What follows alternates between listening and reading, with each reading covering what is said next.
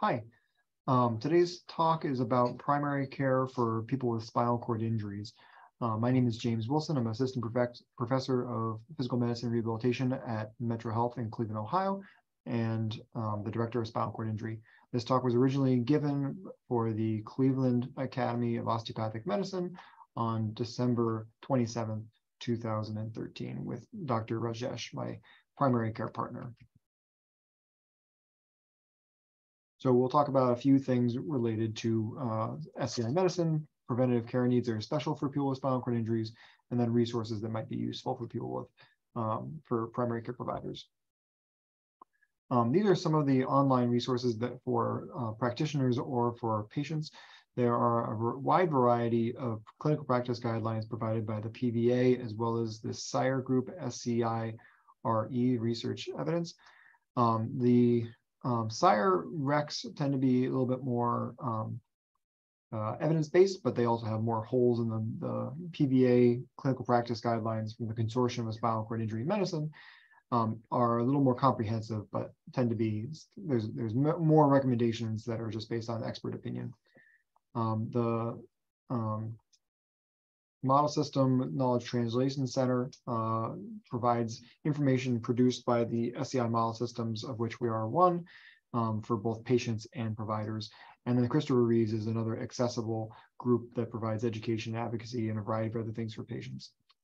Lastly, the large spinal cord injury associations across the country, namely the Academy for Spinal Cord Injury Professionals and the American Spinal Injury Association, has put a much larger emphasis on primary care in recent years. So as part of that, they have an entire kind of subsite on their larger website devoted towards spinal cord injury resources, and shorter kind of articles or guidelines really geared towards primary care professionals. One of the major issues with spinal cord injury medicine is that it is a complicated group, but a small group. And so it's difficult for a primary care provider that might be handling a small handful of these patients out of hundreds in their practice to really be up to date with all of the recommendations for this group. So again, some of the outlines of the medical things that we'll talk about, and then what we can provide here at Metro Health. So, if you're listening to this, stop for a second, think about what might be the most common cause of death for people with spinal cord injuries. So early on, they have mortality that's based on a spinal cord specific diagnosis like pneumonia or some other trauma related or early sequelae of the spinal cord injury. Chronically, the more and more the leading cause of death are the same things that are the leading cause of death for everyone else. So cardiovascular, cardiometabolic, cancer, those types of diagnoses. So in general, we're doing better, and the focus for chronic SCI management does need to shift a little bit towards preventative care and primary care. As we'll talk later in the lecture, many healthcare providers, whether they're primary care providers or not, feel apprehension about working with spinal cord patients, people that use wheelchairs. They get focused on the disability, they get focused on the contractures or the deformities, and forget that they have, risk for, breast cancer and all of these other preventative issues that everyone else has. And then just accessibility. Most offices, including my own, are not all universally set up for people with high-level mobility dysfunctions. For example, in my office, the garage to park in, you still have to reach out, grab the ticket, and hit a button. So for some people with tetraplegia, they can drive, but they can't reach out of the window of the car, and so they still can't access the garage. These are some of the barriers that affect people with spinal cord injuries to access primary care and medical care in general. But the physical barriers like accessibility, lack of knowledge and comfort level for the primary care doctors. Some of it is knowledge, some of it is just confidence, both from the patient and the provider, that patients want to feel like they're seeing someone that is an expert in their condition, that has baseline knowledge and doesn't give recommendations that are outside of their comfort zone. There's systemic issues. I mean, again, it's a smaller population. So as we build a specialty center here in Cleveland, people that live further away in Northeast Ohio or even further, you have trouble accessing the care that we're creating. And then again, attitude, misconceptions, and just being comfortable, being appropriate when you're interacting with people with disabilities. Beyond that, evidence has shown that up to half of all the care that people with spinal cord injuries get at the emergency room could be managed by their primary care doctor, but because of this lack of access and relationships, they don't. This is even worse in rural areas. Physiatrists are generally unwilling or incapable of providing primary care. We've done surveys in the past that say that we feel like we should not be the ones providing primary care, or that we're undertrained, or that we're just uncomfortable doing it. Up to 80% of the issues, though, that the primary care physicians see are disability related. So as you can imagine, there's a lot of overlap and duplication between the roles of the primary care doctor and the physiatrist. Clinical practice guidelines are underutilized, but when they are utilized, evidence shows that they do improve care, and that a comprehensive annual visit will improve utilization of the healthcare system and meet the needs of people for their health, their psychology, and their equipment. Overall, there's still a gap in knowledge that people, when they leave acute rehab, haven't learned everything that they need to learn about their new conditions. And that is kind of, again, a two-way street between providers and patients. So just thinking about the basics of spinal cord injury, the spinal cord are the nerves that connect the brain to the rest of the body. They don't just go to the muscles, they go to the sensory, the autonomic, and other systems. But the motor system does tend to get the most focus. So we end up with this iceberg kind of model where people think about how you have a spinal cord injury, that means you're paralyzed. It does, but it also means you might have impairments of your bowel, your bladder, temperature, sensation, sexual function, immunocompromised, digestive health, all kinds of things that go below the usual radar. Similarly, if you look at the perspectives of people, where there are priorities in terms of recovery after spinal cord injury, walking and motor function is certainly on the list and is near the top of the list, but it's not the number one thing. I guess it might not be shocking that people, their sexual function is highly rated in terms of importance. If you have tetraplegia, hand function, arm function is really highly rated. But even subtle things like trunk stability, which many providers might not have thought about, really higher up on the list. So it's not just the immobility that is the problem. In terms of the language that we use, tetraplegia, basically anyone that has impairments that reach up to their arms or hands. Paraplegia are someone that has a neurologic dysfunction because of the spinal cord injury below the arms and hands. So it could be a high thoracic level, it could be a lumbar or sacral level.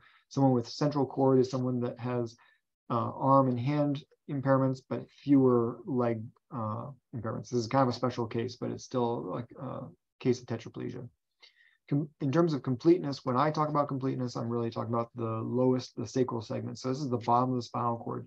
So for me, I know that if early on they have some kind of motor or sensory function in the S4-5 dermatome and myotome, they're more likely to have recovery than someone that doesn't. So when you talk to a patient, they might say that they're incomplete because their level starts up here, but they can still feel down a few levels. That might describe a zone of partial preservation, but it's a little bit different than completeness in terms of the spinal cord injury neurologically. And then similarly, the language that we use to describe the level of injury, the neurologic level is often different than the skeletal level. So when you take an MRI, when you take an X-ray, you see that the bones of the vertebrae are broken down here. That doesn't mean that that's where the nerves are also damaged. So because of hypotension, other vascular injuries, there could be other types of reasons to have disruption of the nerves in other levels. So when I talk about a neurologic level of injury, it's based on their neurologic exam. So what I do is I start with the highest dermatome and myotome, and I go down until I find their first impairment. The last normal level is the level of neurologic injury. Reflecting a little bit about spinal cord injury on a wider scale and why, again, this is a difficult population to work with, the incidence is relatively low. So 17,000, 15 to 20,000 new traumatic injuries a year. that results in about 250,000 people living with spinal cord injury in the United States. If you think about other diagnosis, I mean, even like a brain injury diagnosis, this is a fraction of the number. So it's luckily not rare, but it's an uncommon diagnosis. So it's, again, hard to do research and provide consistent care across the country when there's not as many people. The gender is more predominantly male because of the more increased likelihood of men doing risky behaviors like getting in car accidents, gunshot wounds, sports, those kinds of things. And it's an expensive diagnosis. So early on and lifelong, this is a costly disorder because of the complications and comorbidities. So these are some of the things we'll talk about. There are a few things we'll go into in some depth, other things that we'll just touch on very briefly so that you have a little bit of orientation about the preventative needs of those disorders. So neurogenic bladder. So I will talk about this for a couple slides because it's slightly different than other neurologic incontinence issues, and the results are different. The treatment is different than if you had, say, a stroke. So up until World War II, 39% of people died of UTIs. So UTIs were a major killer. Even into World War II, there was still the most common cause of death was renal failure. So we take neurogenic bladder very seriously. We do surveillance and preventative care for people. Before we had the appropriate antibiotics, before we changed our practice with catheter management, this was the #1 killer for people with spinal cord injuries.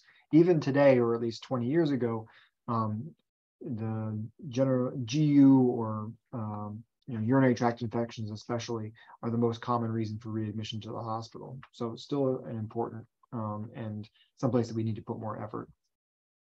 Why is this? So in your body, you've got 3 different micturition centers. The sacral cord just has the basic reflexes of bladder expand, bladder contract. The brain modulates everything. It gives you some volitional control over what you're going to do. But the pons is really where the coordination happens. So if you have one reflex that opens and closes the sphincter to let the urine out, and another reflex that opens, relaxes and contracts the detrusor muscle, if you end up with them firing at the same time or just without coordination, you might end up with high pressures in the bladder, urine backing up towards the kidneys, causing UTIs, causing kidney injury, those kinds of things. So the upper tract is at a higher risk for someone with a spinal cord injury than it would for somebody like a stroke or a brain injury because of the damage that is associated with the pontine micturition center as opposed to just the frontal lobe. Because of that, it changes the way we manage. So most people would prefer to have volitional voiding, that you regain function, you're able to pee on your own. I think that's pretty clear. After that, there are different methods, and it really is patient specific about what is their function, what is their lifestyle, what is the most appropriate thing for them. So clean intermittent catheterization tends to be our preferred method for a couple different reasons. One is that it probably has fewer UTIs. 2, there's less likelihood of injury or damage to tissues that's related to an indwelling catheter. It also gives you more control. You don't have to have a bag hanging off all the time, that you can basically cath the same way that I would urinate or you would urinate, that you might go 4 to 6 times a day. It might be inconvenient, but you can go to the bathroom and the rest of your time you're clean and dry and okay.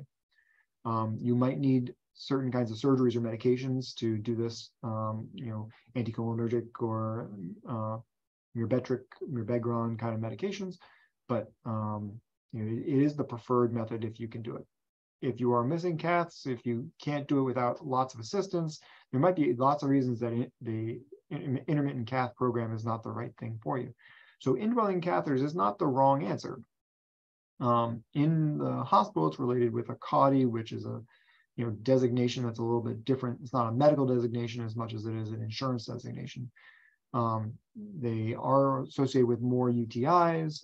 You can have bladder stones and kidney stones that are more likely. There might be evidence saying that increased rates of bladder cancer, but for the right person, for someone that's not able to do an intermittent cath program successfully, indwelling catheter is the right thing. Certainly less burden of care on caregivers if that's the way that you're managing your bladder. Because of the potential injury to the urethra, the mucosa, long-term Foley is not necessarily our first choice. So we really prefer a suprapubic catheter if we can.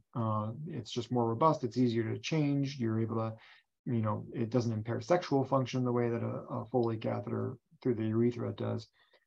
So for most people, we're pushing a suprapubic catheter if they're going to have a long-term indwelling catheter.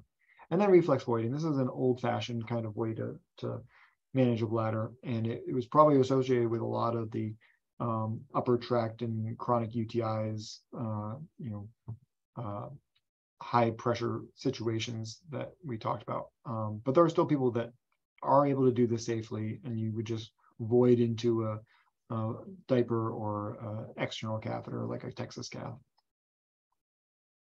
So in terms of the primary care, preventative care surveillance, people need an initial workup. So this includes all of these things, but urodynamics among them, really to diagnose and to rule out detrusor sphincter dyskinesia, where the detrusor muscle and the sphincter muscle are not working together, and there's a risk of high pressures during the storage phase. So we recommend that, and the guiding organizations recommend that as a baseline study, and then we can continue checking that in the future as needed. Upper urinary tract surveillance, so annual labs for people with low paraplegia, a serum creatinine is probably fine. For anyone that's got significant atrophy and muscle loss, cystatin C is what I would recommend on an annual basis. And then in terms of imaging, you can technically do a variety of studies, nuclear studies, CT scans, but because of the lack of radiation ease and cost, renal ultrasound is really the recommendation of the way to go. And depending on the degree of risk that the patient has, probably every year, maybe every 2 years, or a little bit less frequent would be the recommendation. Cystoscopy is no longer recommended for screening for just asymptomatic individuals. If someone has symptoms that are poorly explained, or if they've got hematuria that's more than a single traumatic catheterization, cystoscopy is definitely indicated. And then just annually checking in about their overall bladder health. As an aside, these patients that use catheters are going to be colonized with bacteria, and therefore checking a screening UA CNS is not a good idea. They're going to have bacteria in their bladder, and so it's really a clinical diagnosis about whether they have a UTI, whether they should be treated. As a rule, you should make a diagnosis of UTI, then get a UA CNS to kind of rule it out if it's completely clean, or to guide your antibiotics if it's not. You also need a urine sample to be able to justify certain kinds of catheters to insurance companies. But unfortunately, the definition of a UTI diagnosis is still strangely being debated and varies somewhat. It's more difficult to make in a spinal cord injury patient. They don't have dysuria and other typical symptoms. They might have baseline incontinence, so you're looking for a change in frequency, change in incontinence. So we don't check a UA CNS unless they have symptoms. I wouldn't check it unless you're planning on treating with antibiotics anyway. You can't draw it off of a chronic catheter for the same types of reasons. I guess the last point on that, the definition of a UTI is somewhat in changing with time. However, someone that comes in with smelly, dark, or cloudy urine, those are not on their own reasons to diagnose a UTI. And patients will often ask you for antibiotics, but those are patients that are probably colonized. They might be dehydrated. They should be managed conservatively without antibiotics for as long as they can to avoid resistance and other side effects from antibiotics. Neurogenic bowel. So similar to the bladder, in bowel, the Peripheral reflexes tend to be intact. So your vagus nerve is still there, the sympathetic and the sacral plexus is often still working. So we use the bowel reflexes as much as we can. So this comes down to the gastrocolic, the colocolic, and the rectocolic reflex. So the gastrocolic reflex is distension of the stomach that triggers increased colonic motility, right? In with new food, out with the old food. Right? Colocolic reflex is the more basic distension of the colon, relaxation in front of the bolus, and then contraction behind. So this is part of the colon motility to be able to move food along. And then the rectocolic reflex. So distension of the rectum, again, triggering, sending signals to the body to relax the anus and contract in the colon, emptying the distal colon. These are things that all of us have, and they're modulated by our frontal lobe to say when it's appropriate and not appropriate to move our bowels. But for spinal cord injury patients, we use each of these in the medications and in the routines that we do. So someone's got a gastrocolic reflex, so we try and time a bowel movement after a meal, whether it's after breakfast or after dinner. Someone's got a colocolic reflex. This is how stool softeners and bulking agents work.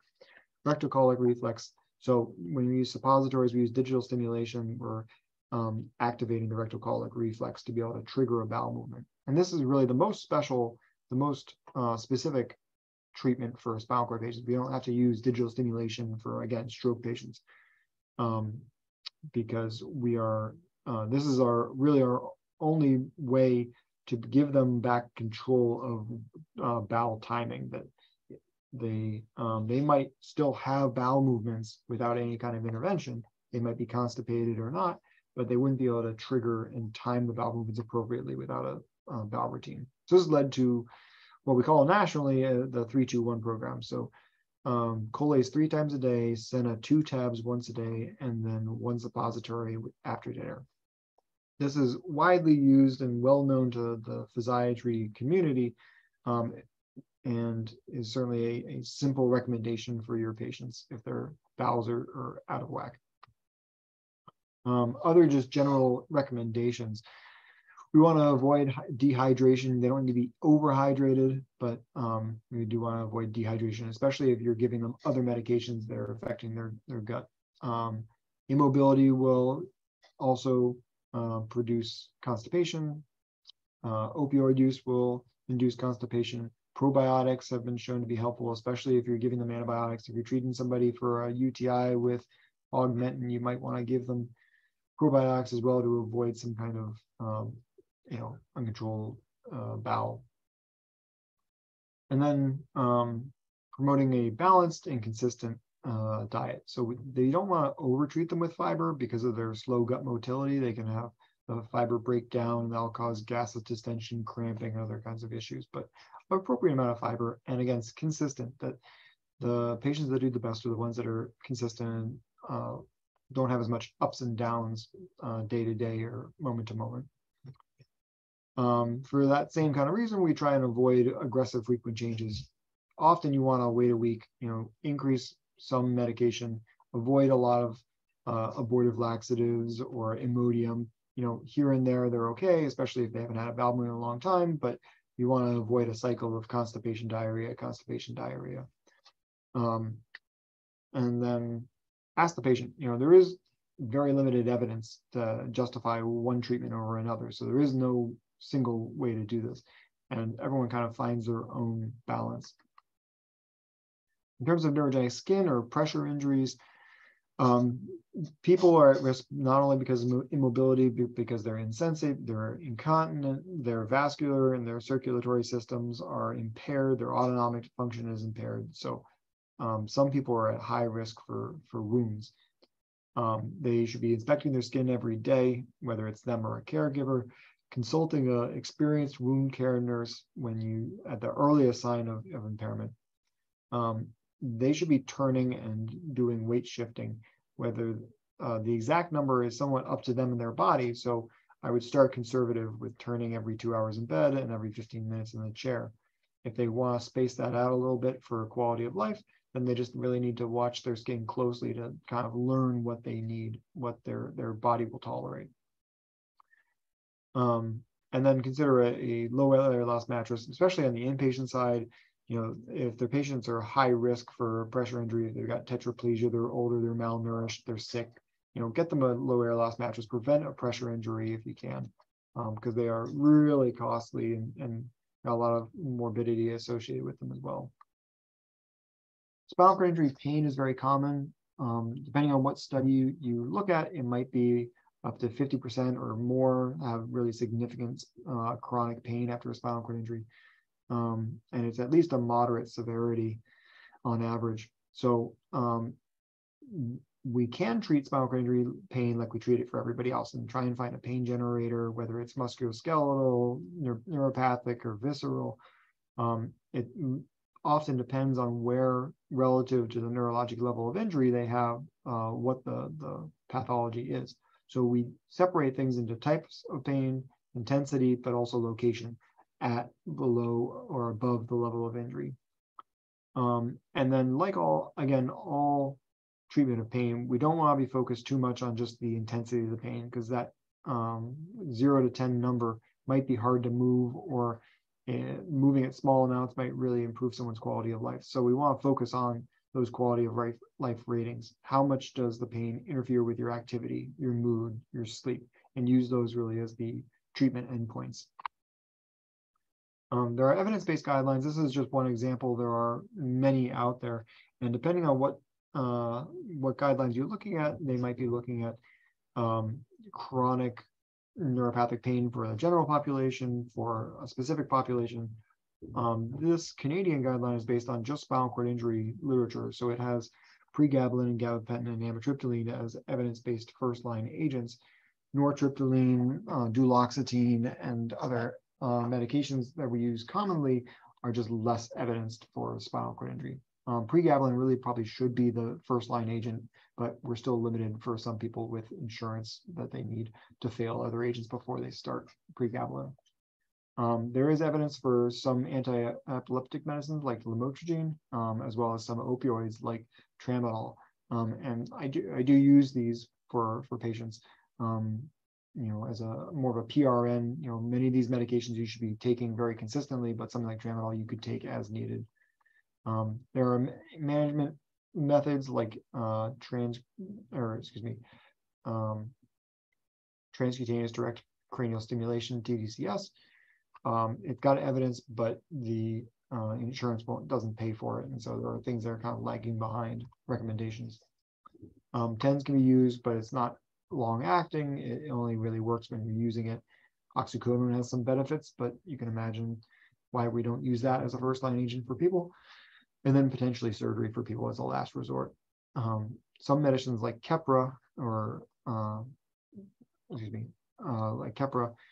that are very well tolerated, but have actual evidence saying they don't work. Many medications that we use or have tried in the past don't have evidence strongly for or against. Autonomic dysfunction, this is a big group of disorders, but bradycardia is pretty commonly seen, especially in the tetraplegic population, especially early on. And in general, if they're not symptomatic from the bradycardia, there's not much to do about it. We don't have great treatments. There are some medications that have poor evidence, and then there are pacemakers that can be placed. But if someone is living with a heart rate of 55, generally we just let it be unless they're symptomatic. Similarly, orthostatic hypotension. Many of my patients just live in the 90/60 range, and there's emerging evidence saying that perhaps this is not good because there might be an association with long-term dementia or other kind of cognitive declines. But again, generally we treat them symptomatically. That if they're not having symptoms, we don't worry about it. Autonomic dysreflexia is another special condition for people with spinal cord injuries, and we'll go into that with a little bit more depth. So this is our example of a patient that she had a cervical injury that now blocked the nerve signals from making it from her brain down to her body and vice versa. She has a noxious stimuli down here. Her bladder is distended, and it's starting to send signals back up through her sympathetic afferents saying there's a problem. It goes up her spinal cord but can't get past the lesion there. But it does trigger the sympathetic response. So now you've got vasoconstriction saying there's a problem, let's do something about it. So peripheral vasoconstriction results in hypertension, which is now sensed by receptors that are in or near your brain. Your brain says, gosh, this pressure is too high. So I'm going to send out signals to say, calm down. Your parasympathetic, that is mainly managed by your vagus nerve, is intact, but unfortunately your parasympathetics don't go to your peripheral vasculature. They do impact your heart and can lead to bradycardia and reduce contractility, but that's not enough to be able to bring your blood pressure down. The sympathetic modulation that comes from the brain gets blocked by the spinal cord injury. So you end up with this high parasympathetic tone and high sympathetic tone that results in a wide variety of autonomic dysfunctions, really characterized by a hypertension that can be a life-threatening emergency. So this tends to be with patients at T6 or above, but can be in patients lower than that. And the more complete injuries are more likely. Most patients have had some kind of autonomic dysreflexia episode by the time they're 1 year after injury. So if a couple of years later, you ask them if they ever had AD, headaches, dizziness, blurred vision, sweating, those kinds of things, if they say no, then they're probably unlikely to have gotten it. But like I said, it is a life-threatening emergency. So the treatment for AD really focuses around the cause. So if you can remove the stimuli, this is all a autonomic reflex. So if you remove the trigger, then the whole condition should resolve. And for the vast majority of people, the bladder is the cause. So this is bladder overdistension. They forgot to cath. The catheter has a kink, something like that. It could be a UTI, it could be a stone, but often it's just simple bladder distension. For maybe 10% of people, the bowels are the cause. So again, bowel distension or similar disorders. Really anything that can cause discomfort to you and I can cause people with spinal cord injuries to have autonomic dysreflexia. So this could be anything from wounds and infections. It could be an ingrown toenail. It could be appendicitis or gallstones or sunburns or a fracture of the limb. It could also be orgasm or sexual activity. So it kind of a wide net of possible etiologies that need to be considered. And because of all this, because it's a unusual life-threatening diagnosis, we encourage patients to have a wallet card that they keep with them that explains what are their baselines, what should people do in emergencies. We've got medications listed over here. And then, you know, again, what are the to-dos for when you go into the ER? That how can we help these people? What are the types of symptoms that might be consistent with autonomic dysreflexia? So this is available through the Christopher Reeves Foundation. A couple of disorders we'll just touch on briefly in terms of the long-term follow-up and care. So venothromboembolism, early on, patients with spinal cord injuries are at really high rates, really high risk of blood clots. So PEs and DVTs might be seen as much as 50% of the time without prophylaxis. So these people are placed on prophylactic medications for 8 weeks or longer. But over time, the risk does decrease. It never gets back to normal, but it is low enough that lifelong prophylaxis has a higher risk of bleeding than it does from the blood clots. So you need to think about this when you're prescribing someone something like birth control pills or other medications that might be prothrombotic.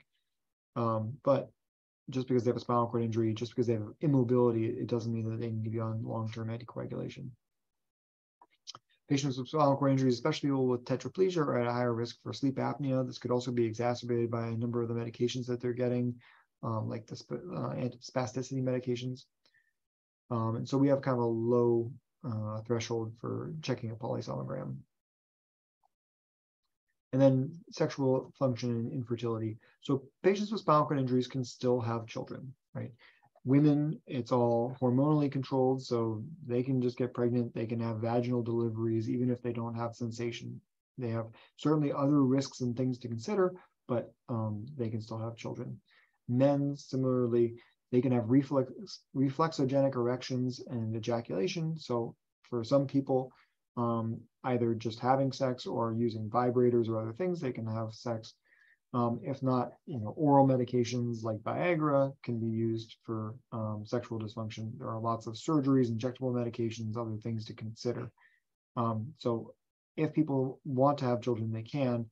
On the flip side, just having sex, even though you have a spinal cord injury, some people think they can't get pregnant. You certainly can. You can get STDs. So recommend that your patients use protection just like everyone else. And then because of various neurologic function and as well as immobility, osteoporosis is common in people with spinal cord injuries. So getting a baseline DEXA scan a few months after injury is standard of care. The most common fractures that we see are around the knee. So if you can get the distal femur or the proximal tibia, that would be best. So other preventative care considerations. So, blood pressure management. Again, chronically after a spinal cord injury, you might have long-term hypotension, or you might have high blood pressure just like everybody else. When you're seeing patients, some things you might want to consider are that they might be taking medications. So some of the spasm medicines bring their blood pressure down. They might be taking medicines that bring their blood pressure up or down. And so it might depend on what medications they've taken recently. They might not have the same symptoms of things like heart attacks or peripheral vascular disease. So that you have to, again, have a high, low threshold for those kinds of disorders. They might also have positional changes in their blood pressure. So they're not controlling their autonomic function. So if you check their blood pressure laying down one visit and then check it sitting up the next visit, you might get entirely different responses. Weight is a difficult situation for spinal cord patients. They unfortunately lose lean muscle mass and lean or bone mass because of the injuries that they have. They have a reduced caloric need. Their resting energy expenditure is less than everyone else. They have trouble burning calories when they exercise because they usually can't use the large muscles in their legs. And there's even evidence out there saying that they have high inflammatory rates. They've got reduced satiety. They're really working both ways. These are patients that are more dependent, so it's harder for them to cook and eat healthy food. They also are often on disability and don't have a lot of financial resources, so they're eating things like fast food and other inexpensive options. So it's really attacking from multiple different directions. Because of the changes in their body composition, using a BMI of 22 instead of 25 to mark someone that's overweight is appropriate. Ideally, we would be getting other body compositions like DEXA scans or high quality CTs to really diagnose cardiometabolic disease, but that isn't usually paid for by insurance and is probably a little bit overkill. Getting a weight circumference, if you can't get anything else, is still better than nothing, but getting a BMI is appropriate. Encouraging people to exercise. The recommendations are still to check their resting energy expenditure. You can do this through a indirect calimeter. So it's a respiratory test. Again, it's difficult to get paid for by insurance, but it's really just a breathing test that counts your oxygen and can be done in about 10 minutes in the office. So you could try and send them to nutrition or a dietary to be able to get this done. Lipids. So many of the things we talk about in preventative care, the evidence basically says that they're as bad as the general population and sometimes worse. So lipids are one where they're basically just at the same risk as everybody else. But because of their disability, they often are, the surveillance is not followed as rigorously. In addition, their symptoms of things like diabetes or heart disease are not going to be the same as everyone else. So we do try and be preventative in terms of things like blood tests. So the recommendations for spinal cord injuries to be getting them at least every 3 years. If you're in an older population and the other risk assessments for the general population say it should be every year, then check it every year, but at minimum every 3 years. And then because of all the respiratory disorders and everything else, smoking is bad for everybody, but especially bad for this population. Similarly, talking to them about diet, because of all the reasons that I said before in terms of their access and ability to cook, it needs to be more of a focus for them to be able to achieve good nutritional goals. Immunizations are disproportionately important for the spinal cord population. Even younger groups should be getting the pneumococcal vaccine, the COVID vaccine, the flu vaccine every year. And then just the general immunizations like everyone else. There are some patients that have spinal cord injuries that they are related to autoimmune disorders from vaccinations. So you might get people that are really hesitant to get vaccines because of that. And then cancer screenings. So again, people with disabilities have been shown to be diagnosed with preventative or long-term disorders like cancer, diabetes, etc. They get diagnosed later, and when they do get diagnosed, they're at a later stage than the general population. And it has to do with the access to care, and then also just the focus of people providing care, that we get so kind of tunnel vision on the spinal cord that we forget that they still have, breasts and prostates and cervixes. So there are kind of special considerations for each of these. Someone that's got a chronic neurogenic bowel is going to be have difficulty with a bowel prep. So there are evidence-based guidelines for a neurogenic bowel prep protocol. They tend to be multi-day processes that need a lot of caregiver support. So if you're someone that has, high tetraplegia or high paraplegia that needs a lot of help for their bowel routine, it might just be impractical to do this at home. That they're going to be, like everyone else, kind of moving the bowels all the time, and to get the bowel prep done the way they need to, they're going to need a lot of support. So it's appropriate for the right patient to admit them to the hospital. I'll say at the VA, they admit every patient to the hospital to do their bowel routine. They get admitted on Friday night, they get prepped over the weekend, they get a colonoscopy Monday morning. What you don't want is an incomplete prep that results in a failed colonoscopy. I think the Cologuard and similar tests are a great benefit to our population, but unfortunately, because of their suppository use in digital simulation, there's probably a higher false positive rate than the general population. So it's just a limited test. Cervical cancer, again, because of their immobility, because of their contractures or spasticity, getting onto a table and getting access for a cervical exam can be difficult. Same thing with mammography. The machines are just really not set up for somebody that uses a power chair or that can't stand. And then bladder cancer. Again, this is a little bit controversial. If someone has more chronic neurogenic bladder and they've got recurrent UTIs or they've got recurrent hematuria, they really should be checked with a cystoscopy. Having a chronic indwelling catheter, recurrent UTIs is certainly a risk factor for bladder cancer, but so is smoking, and so is a number of other things that are an even stronger predictor of bladder cancer. So if your spinal cord patients are nervous about bladder cancer, make sure they stop smoking first, and then talk about a cystoscopy.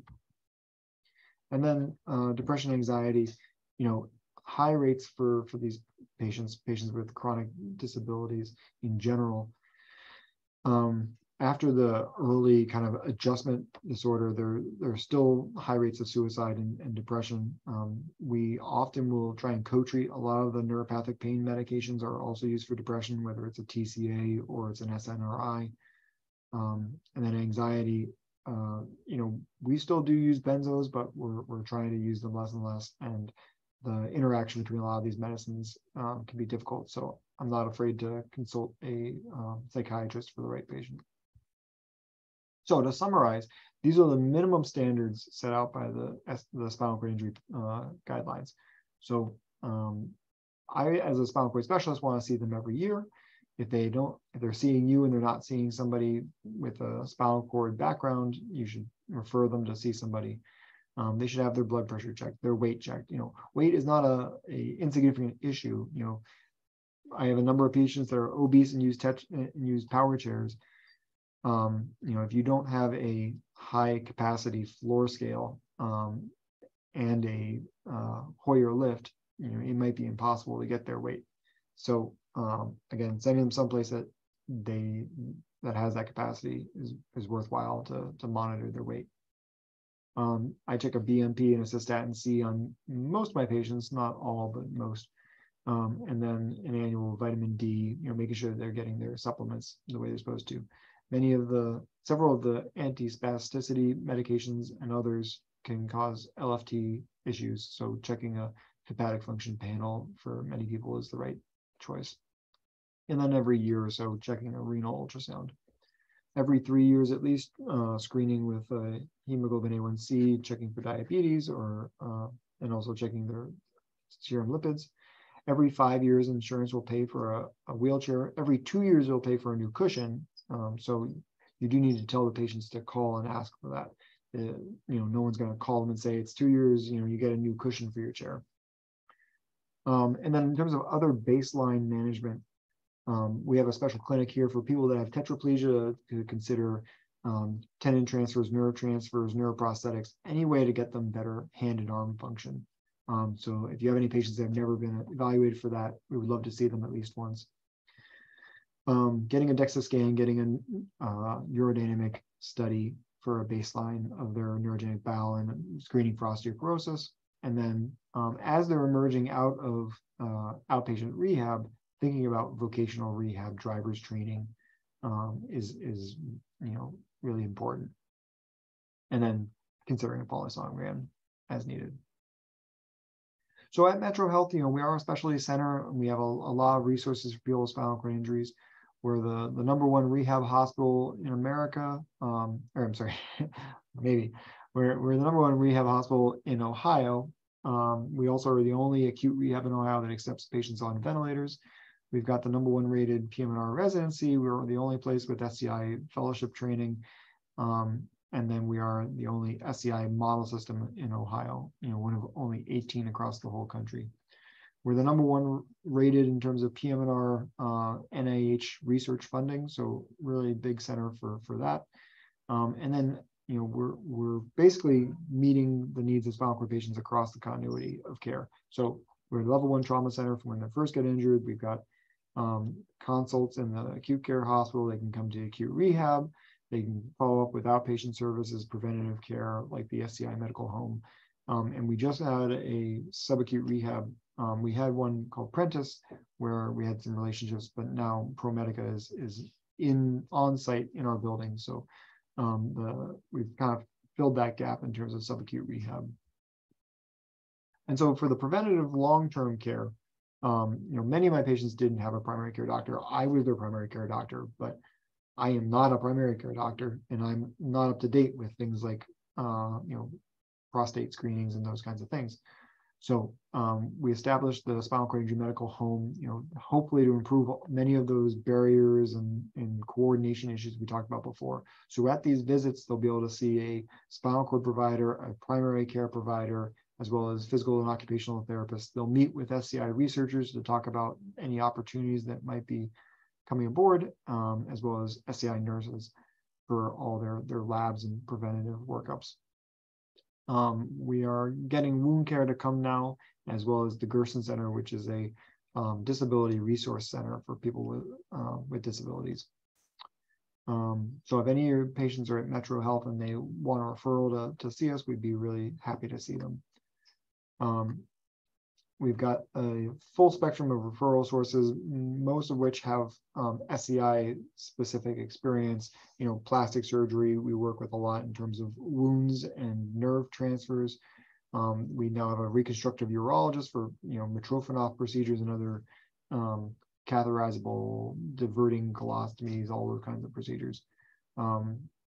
We've got experienced SCI wound ostomy nurses, and then neurosurgery as well. Many of these things we've already talked about. We have a seating clinic that's they'd be able to see a vendor and a therapist at the same time, kind of a one-stop shop for that. We do have relationships with adaptive sports and therapeutic recreation, and then we're establishing soon an assistive technology clinic that can talk, especially for people with tetraplegia and high tetraplegia, about what technology can really improve their quality of life in their home.